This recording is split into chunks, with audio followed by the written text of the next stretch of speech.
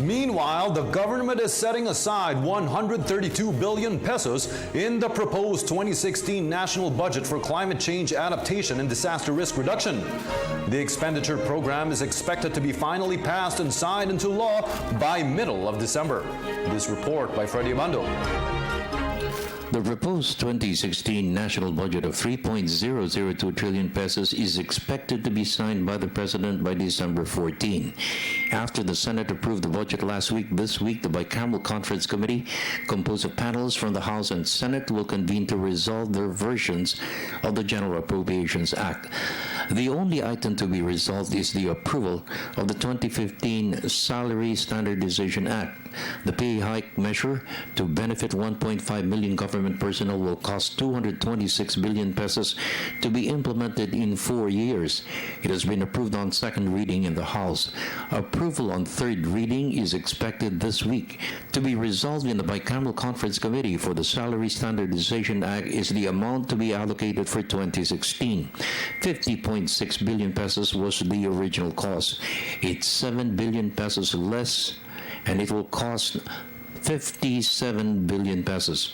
Well, it's unprecedented in budget processes in the history of this country that the budget is always submitted on time and that the budget is approved and signed by the President also on time, which is the year before it is implemented. So we are going to conclude the 6-year term of the President with that record, and I think it speaks highly of the leadership of the President as well as the cooperation that Congress has been extending to the executive all these years.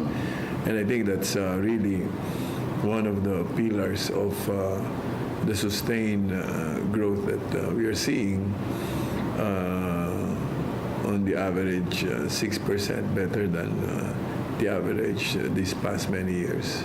Another major item for next year's budget is the allocation of 132 billion pesos for climate change adaptation and disaster risk reduction. This will boost government's response to enhance the protection of communities vulnerable to the devastating impact of climate change. Majority of the projects and programs were lodged with the Department of Public Works and Highways, 72.2% for flood control and protection.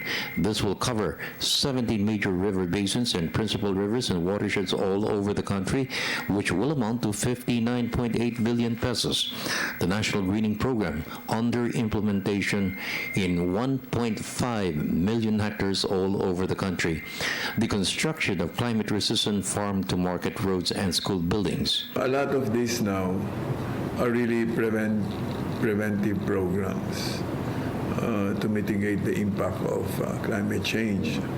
So the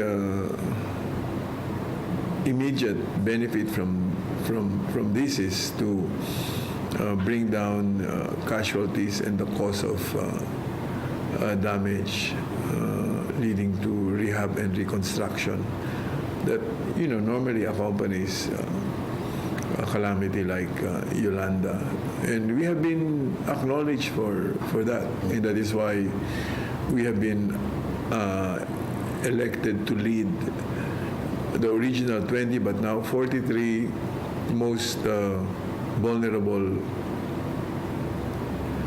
countries in the world to climate change. And so I think that leadership is a recognition of the way we have responded, both in terms of preventive measures as well as rehab and reconstruction response.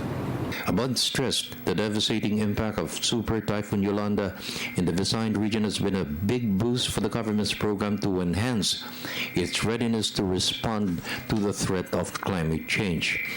Despite the impact of Yolanda and other natural calamities, the country will continue to sustain growth for the rest of 2015 and 2016. Especially the third quarter growth is certainly being driven by government spending and of course private consumption because of OFW remittances and BPO revenue. So